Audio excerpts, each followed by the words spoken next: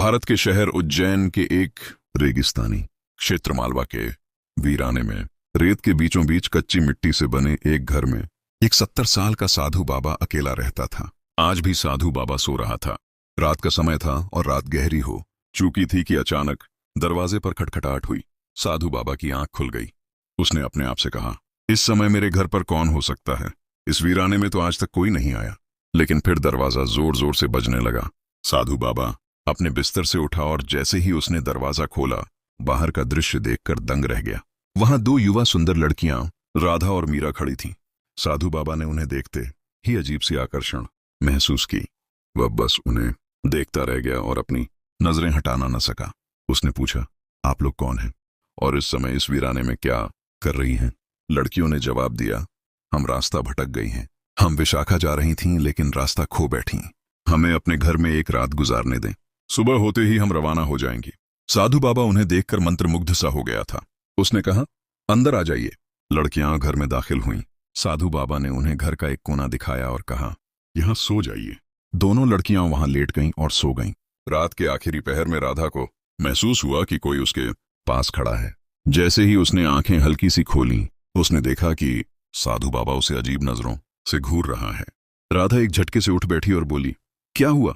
तुम यहां क्या कर रहे हो? साधु बाबा ने कहा, कुछ नहीं, तुम्हें ठंड लग रही होगी इसलिए चादर देने आया था। राधा ने चादर ली और गुस्से में उसे ओढ़कर दोबारा लेट गई। लेकिन साधु बाबा वहीं खड़ा रहा और दोनों को चाहत भरी नजरों से देखता रहा। सुबह हुई। राधा और मीरा धन्यवाद देकर जाने लगी तो साधु बाबा ने कहा, कहाँ जा रही हो? तुम युवा लड़कियां हो और विशाखा यहां से बहुत दूर है। आज की रात और रुक जाओ, मैं तुम्हारे जाने का कोई इंतजाम कर दूंगा। लड़कियों ने कहा, नहीं, हमें जाना है। तब साधु बाबा उनके करीब आया। राधा का हाथ पकड़ते हुए बोला, बस एक रात और रुक जाओ। राधा ने गुस्से से हाथ छुड़ाया और कहा, क्या मतलब? साधु बाबा ने दोहराया, मैं तुम्हारे जाने का इंतजाम करवा दूंगा। वह अब भी उन्हें अजीब नजरों से देख रहा था और उन्हें उसी तरह देखता रहा जैसे वह उनके करीब आना चाहता हो। रात हुई। लड़कियां कोने में अपने बिस्तर पर लेट गईं। साधु बाबा भी अपने बिस्तर पर लेट गया।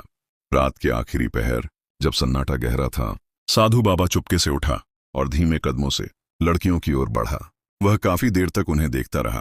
फिर वह मीरा के पास जाकर बैठ गया, जो बहुत सुंदर थी। उसने नरमी से उसके माथे पर हाथ फेरना शुरू किया। अचानक मीरा की आंख खुली और वह हड़बड़ाकर उठ बैठी। क्या हुआ? तुम यहां क्या कर रहे हो? उसने गुस्से में पूछा। साधु बाबा उसकी आंखों में देखता रहा जैसे किसी सपने में हो और बोला, मैं तकिया देने आया था। तुम बिना सिरहाने लेटी हो, तुम्हारी गर्दन में दर्द हो जाएगा। मीरा ने तकिया लिया, नाराजगी से मुंह फेरा और कहा, जाओ यहां से। साधु बाबा अपने बिस्तर पर लौट गया। रात को वह अपने आप से बातें करने लगा। सुबह ये लड़कियां चली जाएंगी। आज मेरा आखिरी मौका था लेकिन वह भी चला गया। फिर उसने खुद से कहा, नहीं, मैं इन्हें यूं ही नहीं जाने दूंगा। कोई ना कोई जतन लगाना होगा। इन्हीं सोचों में डूबा साधु बाबा आखिरकार सो गया। लड़कियों ने हैरानी से उसकी ओर देखा और कहा, क्यों, क्या बात है? सब खैरियत तो है? साधु बाबा ने नरम आवाज में कहा, अभी तुम्हारे जाने का कोई इंतजाम नहीं हो पाया। उम्मीद है कल एक काफिला यहां से विशाखा की ओर जाएगा। लड़कियों ने जब काफिला सुना तो उन्हें कुछ तसल्ली हुई। उन्होंने एक दूसरे को देखकर कहा, चलो कल काफिले के साथ निकल जाएंगे। आज की रात और रुकते हैं। साधु बाबा ये सुनकर दिल ही दिल में बहुत खुश हुआ। उसने सोचा, एक रात और मिल गई। सारा दिन वह उन्हें दूर से बैठकर देखता रहा। उसकी नजरें अब और भी गहरी हो चुकी थीं। रात ढली। लड़कियां अपने बिस्तर पर लेट गईं। साधु बाबा भी अपने बिस्तर पर लेट गया, मगर उसका दिल बेकरार था। वह लेटा रहा, लेकिन उसकी आंखें छत की बजाय कोने में सोई हुई लड़कियों को घूर रही थीं।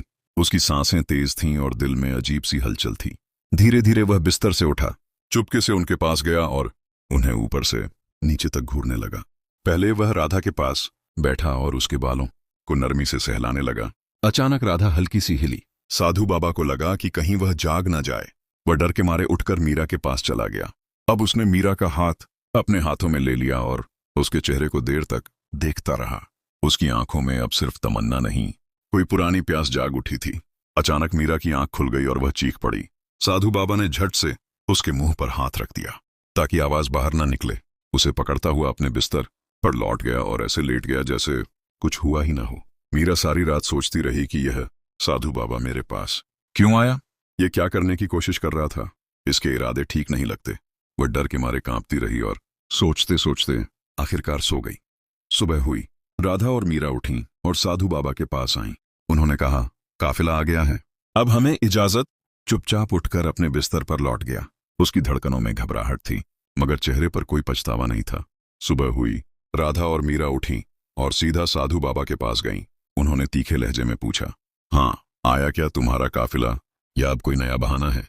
साधु बाबा कुछ देर खामोश रहा, फिर बोला, काफिला तो नहीं आया। लड़कियां अब झल्ला चुकी थीं। हमें तो पहले ही पता था कि कोई काफिला नहीं आने वाला।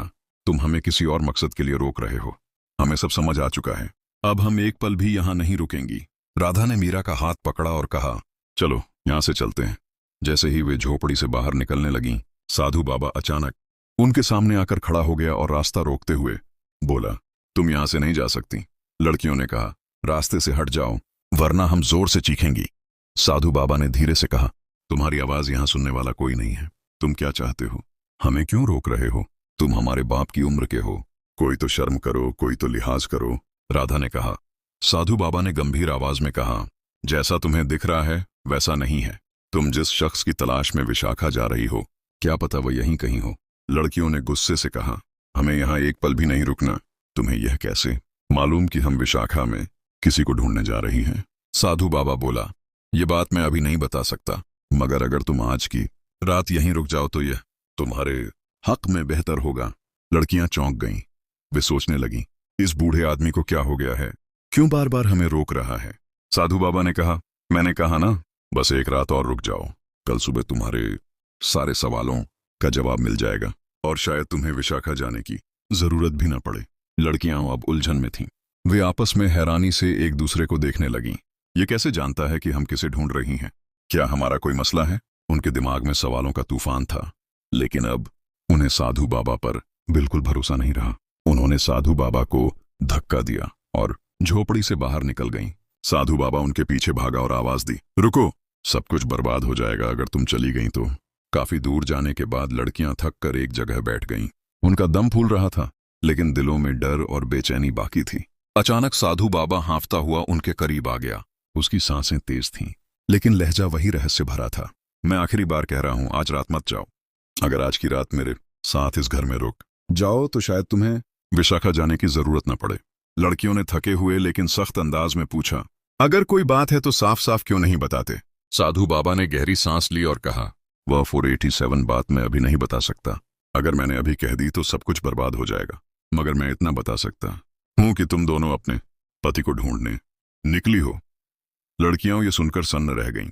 उनकी सांसें एक पल के लिए थम गईं। हाँ, हम अपने पति को ढूंढ रही हैं। वह काफी अरसे से लापता है। हमने कई इलाकों में ढूंढ लिया, अब विशाखा जा रही हैं। लेकिन तुम्हें ये सब कैसे मालूम? राधा ने चौंक कर पूछा।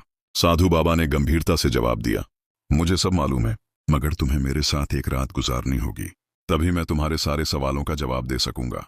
लड़कियां इस अजीब शर्त को सुनकर घबरा गईं। उन्होंने एक दूसरे की ओर देखा। डर, शक और उलझन उनकी आंखों में साफ दिख रही थी। यह फिर कोई नई चाल है क्या? अब ये रात में हमारे साथ क्या करने वाला है? वे सोचने लगीं। साधु बाबा वहीं खड़ा, गंभीर और ठहराव से भरा हुआ उन्हें देख रहा था। कुछ देर सोचने के बाद राधा बोली, ठीक है, चलो एक रात और रुकते हैं। मीरा ने हामी भरी, हाँ, मगर यह आखिरी रात होगी। इसके बाद अगर कोई बात हुई तो हम और कुछ नहीं सुनेंगी। साधु बाबा का चेहरा खुशी से खिल उठा। उसकी आंखों में चमक थी, जैसे कोई मंजिल करीब आ रही हो। ठीक है, उसने कहा। लड़कियां और साधु बाबा वापस घर की ओर चल पड़े। लड़कियां आगे आगे चल रही थीं और साधु बाबा पीछे। उसकी चाल में अब उतावलापन नहीं, बल्कि ठहराव था, मगर उसकी निगाहों में वही पुरानी हलचल थी। वह सोच रहा था, आज की रात कितनी मुश्किल से आई है। इस रात को मैं यूं ही नहीं जाने दूंगा। रात हो गई। लड़कियां, जो अब बहुत चौकस हो चुकी थीं, अपने बिस्तर पर लेटी रहीं, लेकिन उनकी आंखें खुली थीं। वे जाग रही थीं, आपस में धीमी आवाज में बात कर रही थीं और हर आहट पर चौकन्ना थीं। साधु बाबा अपने बिस्तर से उन्हें देखता रहा। रात के आखिरी पहर, जब उसने सोचा कि अब नींद का असर हो रहा है, वह धीरे से उठा और राधा के पास जाकर बैठ गया। वह उसे प्यार भरी नजरों से देखता रहा, फिर उसका हाथ अपने सीने से लगा लिया। राधा ने एक झटके से हाथ छुड़ाया और गुस्से में मुंह फेर लिया। साधु बाबा फिर मीरा के पास गया। उसके चेहरे को काफी देर तक देखता रहा, फिर उसके माथे पर नरम सा चुंबन दिया। मीरा चौंक कर हड़बड़ा गई और गुस्से में मुंह नीचे कर लिया। साधु बाबा चुपचाप अपने बिस्तर पर लौट गया। सुबह की पहली किरण झोपड़ी की मिट्टी की दीवारों से छनकर अंदर आई। राधा और मीरा जाग रही थीं। उनके चेहरों पर नींद नहीं बल्कि बेचैनी और डर का असर साफ दिख रहा था। इस बार उन्होंने बिना कुछ कहे, बिना साधु बाबा से पूछे वहां से निकलने का फैसला किया। जैसे ही वे झोपड़ी से बाहर निकलने लगीं, उनकी नजर एक कोने में बैठे व्यक्ति पर पड़ी। वहां एक युवक कृष्ण बैठा था, सुंदर रोशन चेहरा, शफ्फाफ सफेद कपड़े पहने हुए, मगर उसका चेहरा दूसरी ओर था।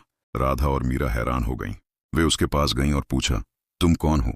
युवक ने जब धीरे से अपना चेहरा उनकी ओर मोड़ा, दोनों लड़कियां हक्का बक्का रह गईं, जैसे उनके पैरों तले जमीन खिसक गई हो। वे जोर जोर से चिल्लाने लगीं, यह तो हमारा पति कृष्ण है।